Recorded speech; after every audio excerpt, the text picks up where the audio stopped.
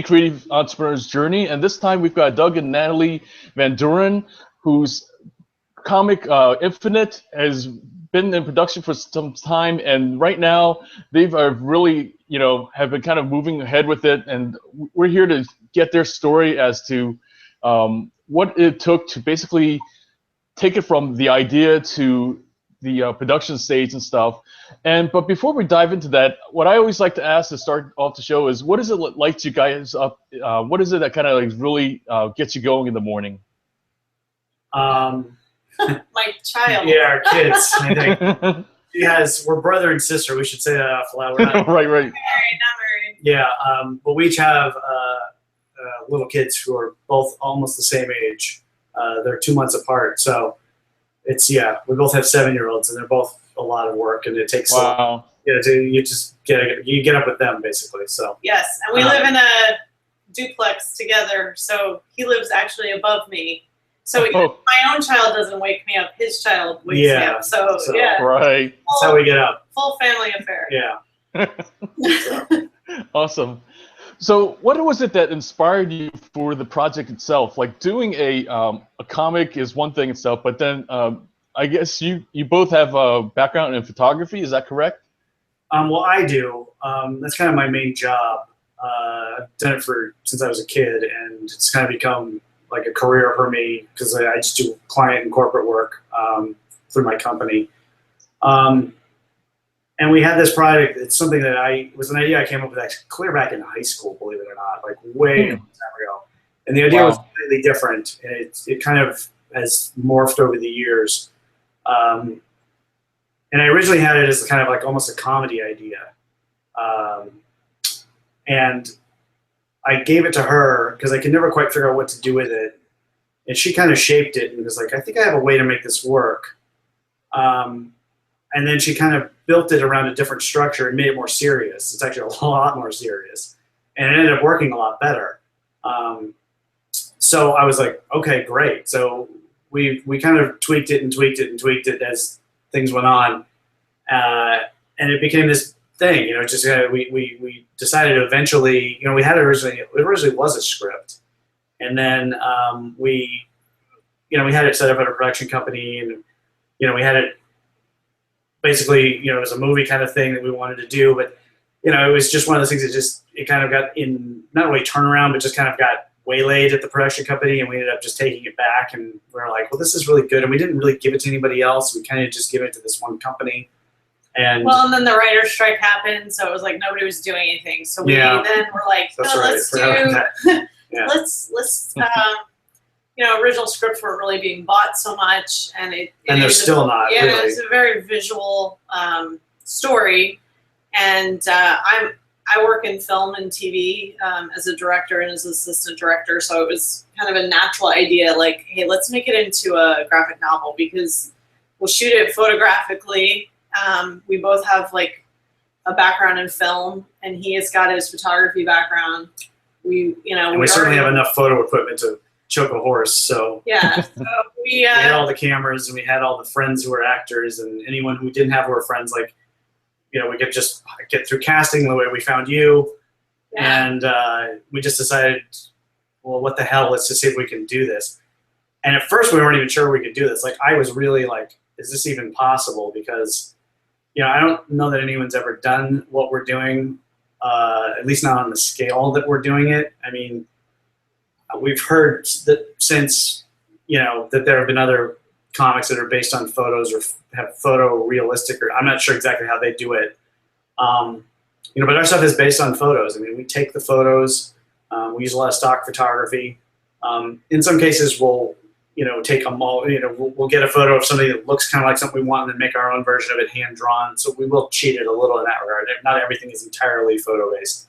But for the most part, I mean, all the actors certainly are, because we wanted to be able to, like, direct it like a film almost. Yeah, so it's a huge story. So to make it into a movie, it would be like $100 million, which we clearly don't have. And neither of us had the patience to really kind of deal with the development process, and we wanted to make something visually creative. It would take a lot longer, but yeah, we could actually make it. It was ours. So, Yeah. And we had made our own short film together many years ago, and it was truly maybe one of the most fun experiences we had had together. So it was like, let's do this, and this is going to be fun. And to be honest, it has been as rewarding, if not more, than that short film. The photo shoots have been fun. I mean, as you know, you were there just for the one shoot, but we've done so many of those shoots. But you were there for 2, actually. Oh, that's right. You came for 2. You played Yeah, that's true. Yeah, You played 2.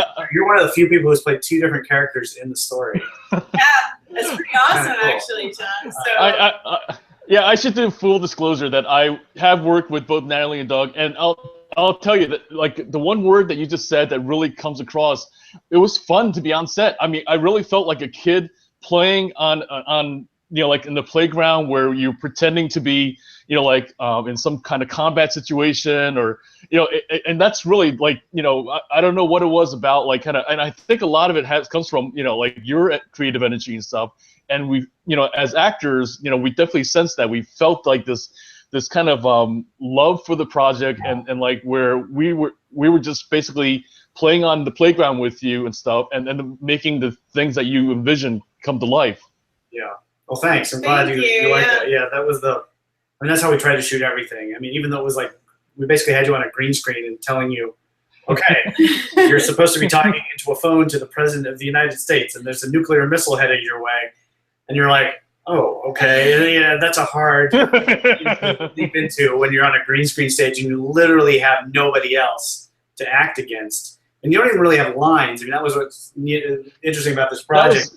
Right. You didn't have lines. I mean, you do have lines in the story, but you don't have to actually say them because it's all stills. So we're snapping stills of you with your mouth partially open, like you're, you know, in it. It's still kind of fun because you can kind of improv things to say, and I think that, you know, we work well together because we both are pretty laid back and like to have a good time. Yeah. And that I definitely loved the shoots the most because we had so many great people, and you know, we knew a lot of the actors were friends, and but then we hired people we didn't know, and we met a lot of really great people like yourself, where it was like, I mean, there were hundreds of people on this hundreds that we didn't know, and it was fun to like have that experience because I've had a 20-year career in film, and so I you know, I do shoots all the time, and they're fun, but it's different. It's just, this was really exceptional, and it's ours. It's our project, and it's so we can run the set a little more laid back and silly, and well, also they don't go on forever. It's not like a movie shoot where you have to literally get all the set correct and get all the lighting correct and get everything. Yeah. You're really just shooting still photos. We did start shooting some more video toward the end. I think on our next one, which I do want to, you know, we do want to do more of these. We'll probably use like a couple of 4K cameras on a rig of some kind and be able to move, and because I found actually having good video where we can kind of go frame by frame and find the exact right thing at the exact right angle is better than a bunch of stills that you have to just constantly comb through. But I mean, what's nice about the shoot is how long were you on set? Like an hour? Maybe 2 hours? I think so, yeah, if even that. It was such a quick shoot. That was another thing from, you know, from actors' perspective that was really like unusual as well, because usually you're there a whole day just to get like, you know, that hours of like that. But you guys literally like, you know, boom, let's get it done, and then you were on to like the next, you know, shoot and stuff like that. I know. Yeah, we had actors on set for sometimes just 15 or 20 minutes, and then they're done for the day. So, which is nice because we can I don't have to worry about sound and all that. Yeah. You know, Right. I mean, we still have to worry about angles and things like that, and we try to get our angles and, you know, upper, lower, you know, moving it around.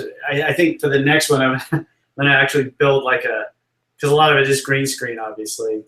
Some of the stuff we shot, I think it's about half and half. This is half green screen, half real locations. For the green screen stuff, I might just build almost like a Lazy Susan type of platform that's green screen. Put people on it and just have them pose, and they're like, okay, rotate. You know, just hold that pose while we video them, so that way we can get all the angles. Right.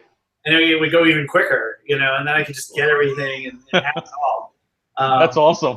Yeah. So anyway, that's kind of the next idea. We'll see. And then, like, who would you say, like, kind of, other than inspiring each other and stuff, who else has kind of been, like, kind of encouraging, kind of help to, like, kind of, help you to keep on the path? I mean, because I know that with creative projects at the time, it's so easy to kind of just get disheartened or kind of like go, oh, I don't know if this is going to work and stuff. Yeah, I don't know if there's any one person necessarily other than ourselves. It's just like we like doing it, and we just, we've written a lot of things, and certainly not all of it is good. Actually, most of it isn't good, but we have some stuff that we're very proud of that we think is worthy and that we want people to be able to see. And we didn't just want it to sit on a shelf or in somebody's development hell for God knows how long. Right. Well, this story in particular. The story in particular was very personal because it had been such a long gestating thing where it literally, I've had this since I was 16 or 17. Wow. I wrote a version of it then in high school. Old now. And I'm old now. I'm like 45 now. And it's like, when I had a version of it in college that I wrote a short story of, and then she took it into a different direction, Yeah, that's kind of how we write. Like, we kind of get together, we kind of talk about the ideas, and then one of us will take it, work on it, and then meet back up, give it to the other, and then he'll take it and revise it, and it's like we both have different strengths. So it definitely was it's a very complex story and a complicated. Yeah. The story sort of weaves in on itself, and it was very fun to write, but not an easy story. But it's definitely the thing I'm most proud of. Yeah, it takes a lot of brain power, and we have like 13 or 14 different drafts of it, which are actually, some of them are markedly different than the earlier versions or whatever. There's different versions of it that kind of we've had to go through, and we're actually taking one of the earlier versions. We had another version that we really liked too, that we basically shelved, not because it wasn't good, but because we wanted to do the other one first, and we're actually going to use the second one as the follow-up to the sequel, which we're writing. Oh, nice. So, that's the next mind bender that I've been trying to get my head around, because it's not easy. These kind of it's an inverted structure kind of story. It's not just a standard beginning, middle, end. Both stories, this one and the one we're writing now, both start in the middle, and then transpire, and then you start to see the backstory as the middle part continues, and then toward the end they all dovetail together, and the ending happens. So that's it's more interesting, I think, and it engages viewers better, because you really have to sit there and go, oh, okay. You really have to actually follow it instead of just, sitting and zoning out. But obviously the challenging part and the downside is, as a writer, you have to really focus, and you have to really know your rules, whatever rules you set for that universe, and you have to follow those. There's times when I'm I realize, she's challenged me, I've written scenes where okay, what do you think of this? And she's like, no, because this doesn't fit what he would do. This doesn't fit his strength of this character's, whatever. And I'll be like, you're right. She's like, we can do better. And then what if we do this? And then, okay, great. And then we'll just go do that. And we usually end up finding the answer. That's how it happens. Yeah, definitely. Sometimes I think the audience knows when there's lazy storytelling that the kind of writers just kind of go, oh, let's do a Deus Ex kind of moment or something like that, where it's or the God, and what's called the Ghost in the Machine. Yeah. The Deus Ex Machine. Yeah. Mac Machina. No, well, and this, it's a comic book, but it's a real person. It's not it's not like a guy who's gotten bitten by a spider. So it's a guy who has extraordinary abilities, but he's like you or me or Doug, a real person. Yeah, he's not an alien superhero. He doesn't fly super strength. He doesn't. He's not immortal. He can be killed. Yeah, it's set in reality. So there's there's definitely a feeling of gravity to that, where it's not just he's above and he's not Batman, he's not Superman, he can actually, he's a real person. He just has some he's a little bit above average in what he's able to do. Way above average. Way above, yeah. But yeah, it's just we wanted to explore a story where, you know, what would happen to a real person if they actually did get like really incredible superpowers and could do that literally nobody else could do. And not just what would happen to them, but what would actually happen to the world. And there are comics that do that, but the ones I've read, I've never felt really explore it nearly as deeply or as thoroughly or as realistically as they should. You know, there's some that kind of touch on it, or they kind of all hit the same generic themes or tones, but they're not real specific, and they don't really get into the emotional weight of what would happen. You know, I mean, if you think about it, if that actually happened, there would be, if somebody could actually get superpowers on the planet and they were the only person, like there would be pure chaos. I mean, it would be pure chaos. And, you know, so many of these superhero stories, they were just, whatever, superhero, yeah, fine. You know, they're just like, it's fine with us, you know, all good, we're just live our lives. And, you know, I mean, to me, that is so unrealistic. So we wanted to kind of explore that with this story of like, what would happen if this person actually could do that?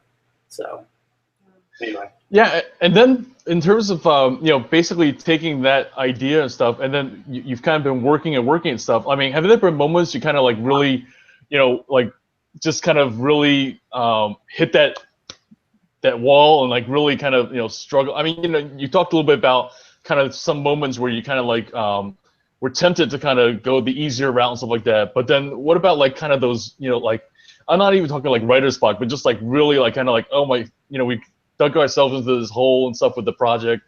You know, how are we going to get out of this?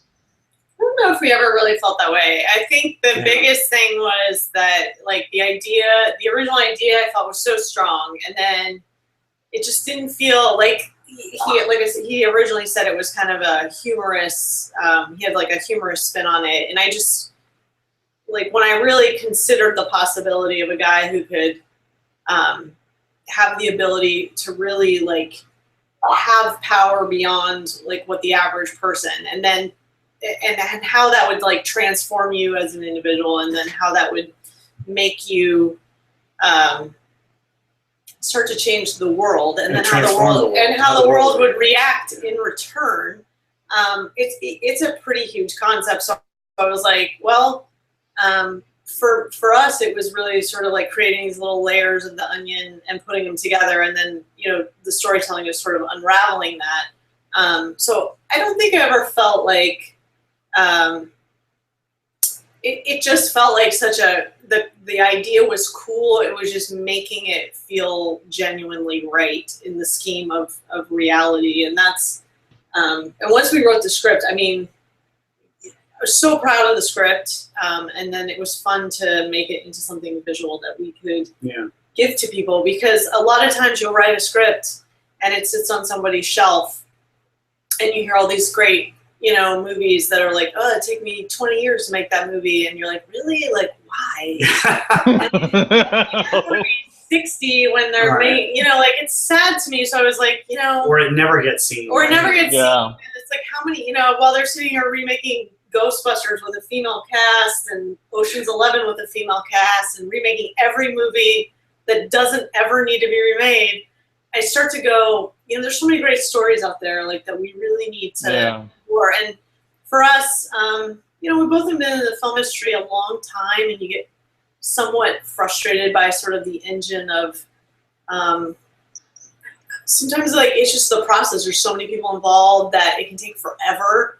And for us, this was like, it's like shooting a movie, but it was way less expensive. It was actually way more fun because it was like, we also get to do what we want. We got to do what we want. We got to shoot it the way we want and write it the way we want. And, you know, I mean, the script was the script, and we followed it almost verbatim. But, you know, when you're making it, when you're putting together all the photos and, you know, putting them together in Photoshop and, you know, then putting it in the dialogue bubbles and kind of, you know, doing it, it's very visual. So you have to, you know, pace it properly so that the pages look the right way and they flow the correct way. And sometimes I'd have to add dialogue or subtract it.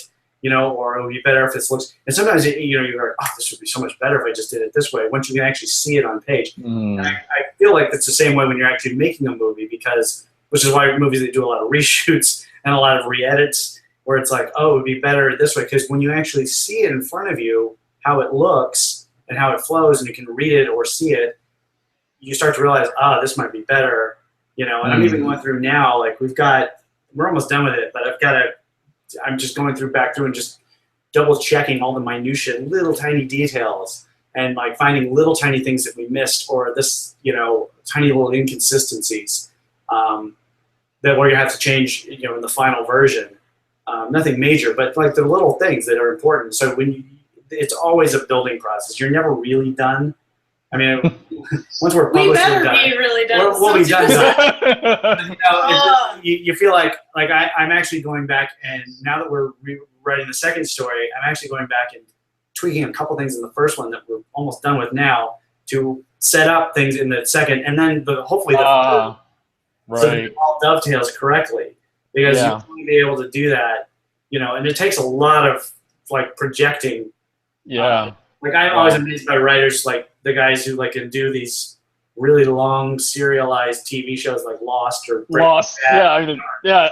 Where that's exactly the one that came in mind. Pictures, yeah, it's like 6 seasons from now we're going to be doing this, and it's like I don't even know how the hell you can even think about that.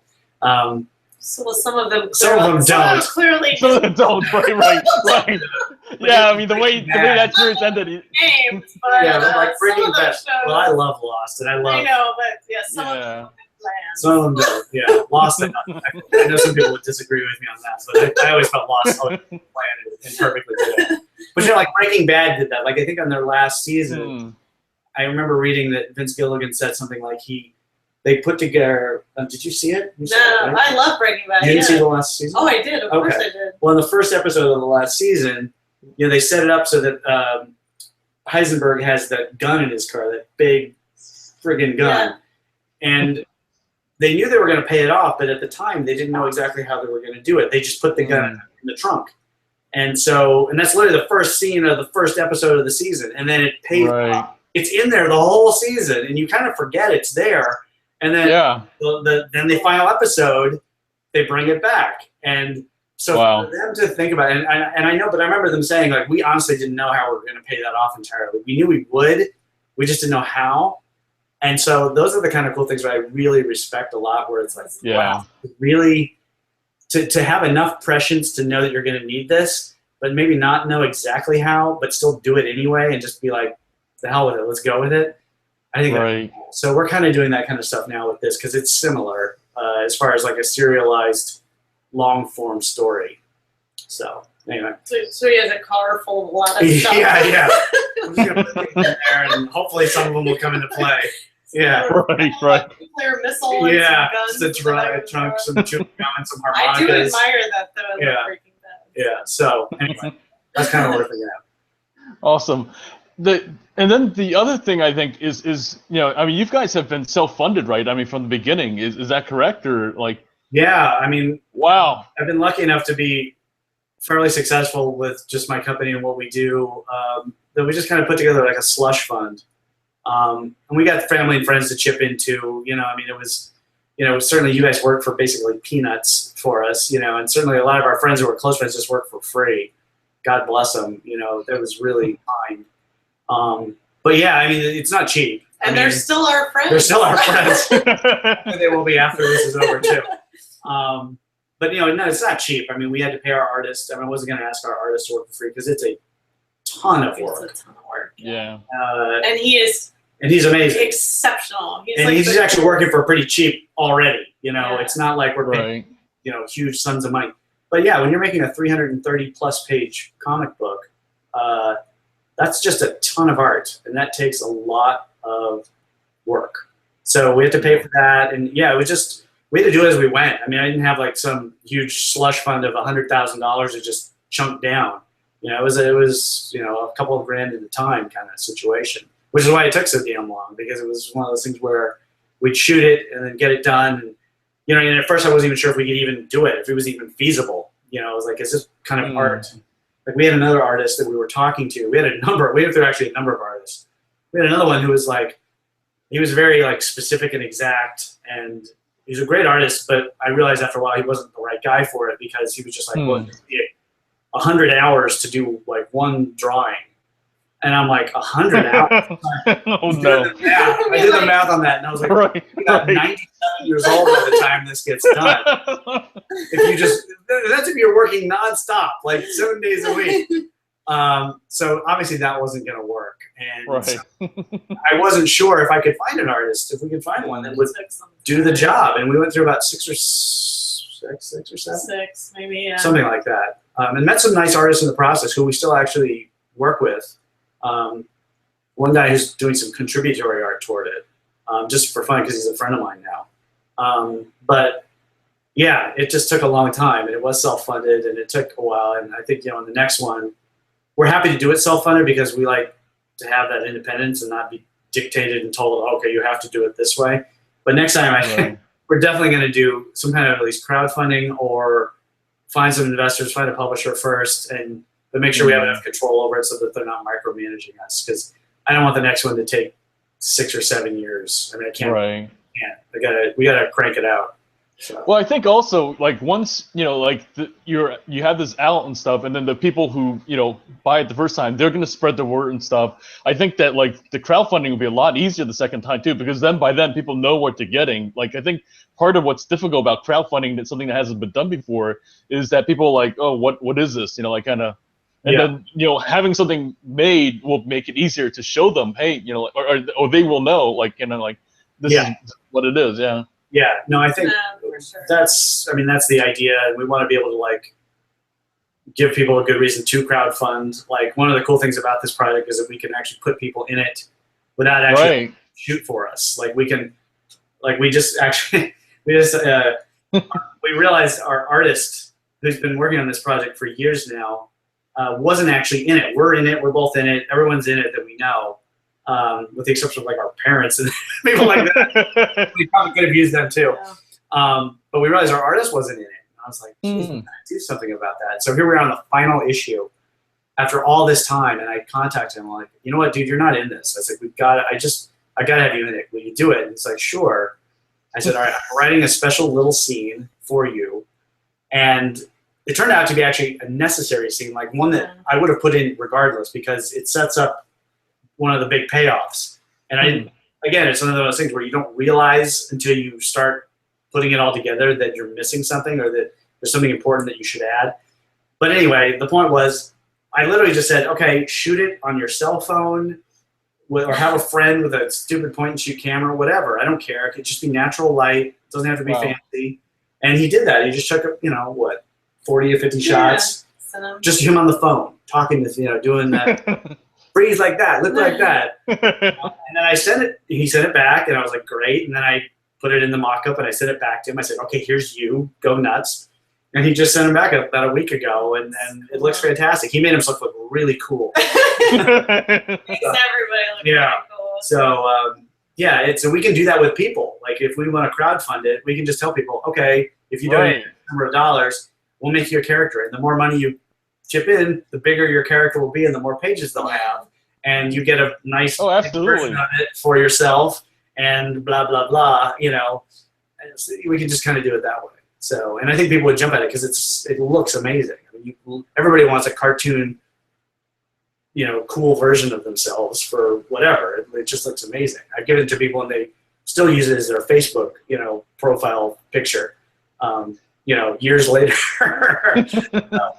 Anyway, yeah, that's an awesome perk. Yeah, I mean that's and that's absolutely like one of the things with crowdfunding is people love perks, and when you can give something like that, that's like them actually being in it. I mean that's golden. So, so in terms of the final comic and stuff like that, what are the ways that I mean, are you looking at digital/print, or like what is the ways that the final is it going to look like, or what is it going to be in terms of how it's going to be produced and stuff?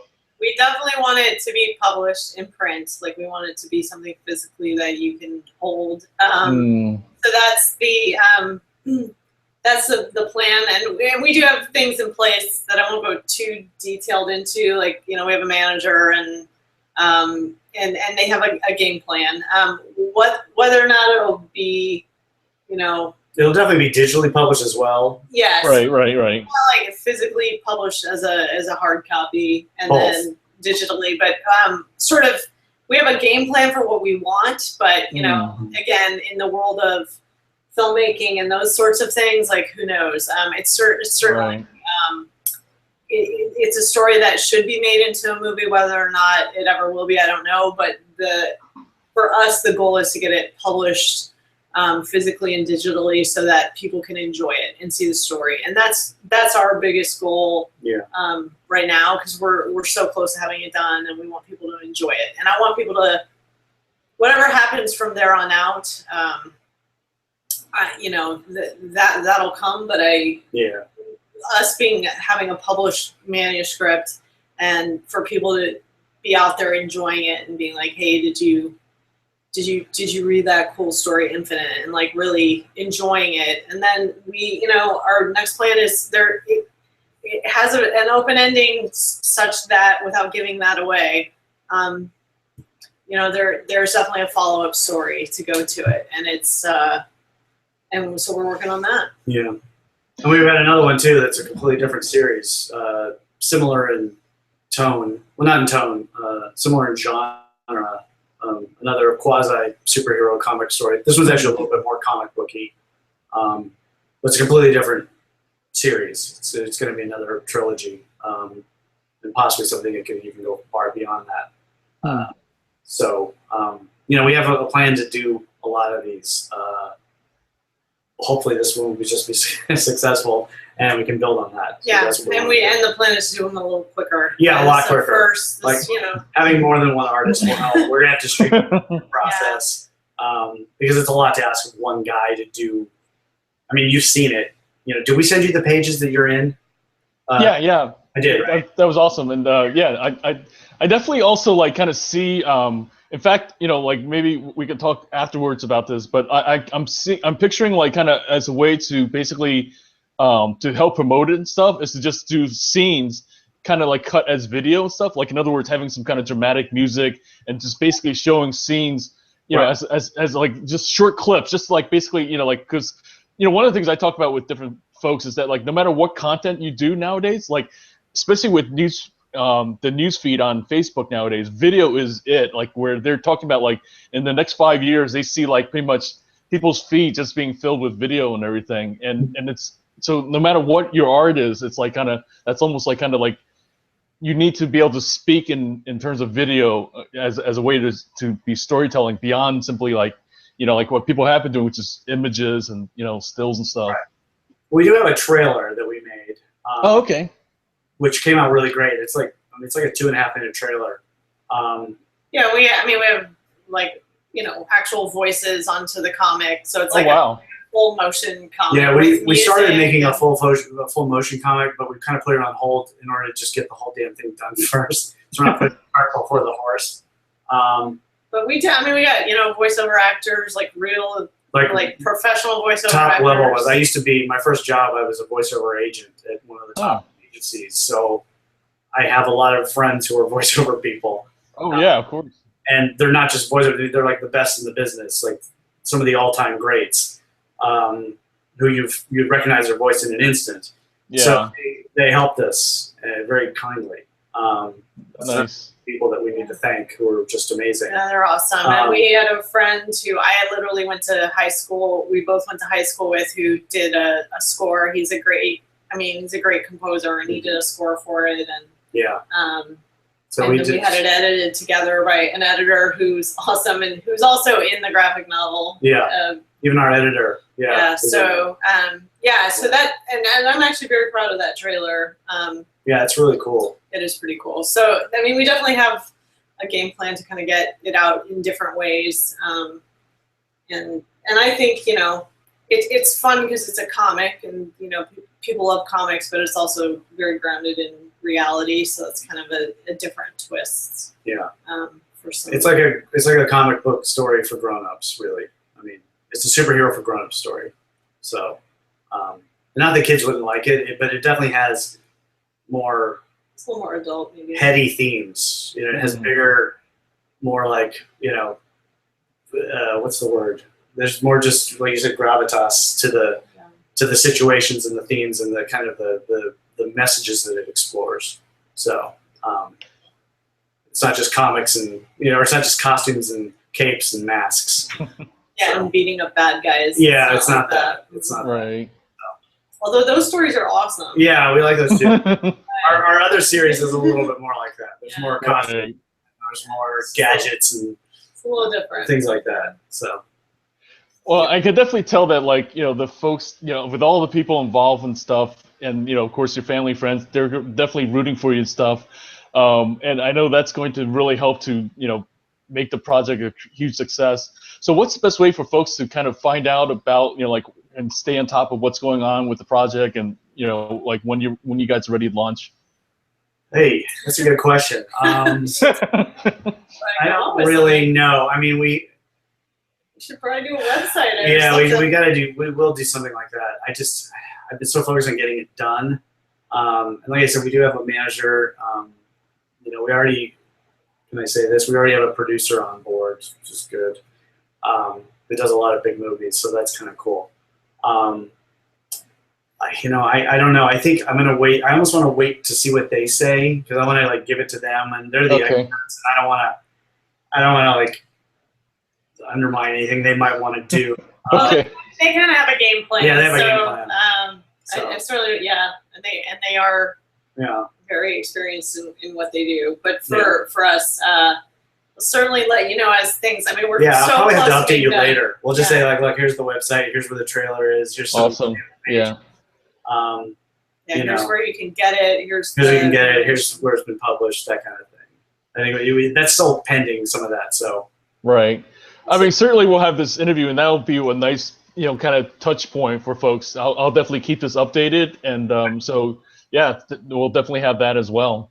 All right, cool. Cool. Thanks, Sean. Yeah, we appreciate it. Yeah, I mean, I definitely looking forward to, you know, the final comic. I know you guys are definitely looking forward to it. I have no idea. I was joking. I checked my email because we get emails from the artist. He just emails us the pages. He literally just sent us. I'm not kidding, like 2 hours ago. And literally, it's the greatest email I receive all week. Oh, we got 2 more pages. There's only 5 more to go. I'm like literally the kid at Christmas who's just like Xing off the days on the calendar, you know, to get to that final day. You know, that's what I feel like. So Definitely. Yeah. So 7 more pages. We're in single digits now. Yeah. So we'll see. All right, thanks guys. I'm going to stop the recording and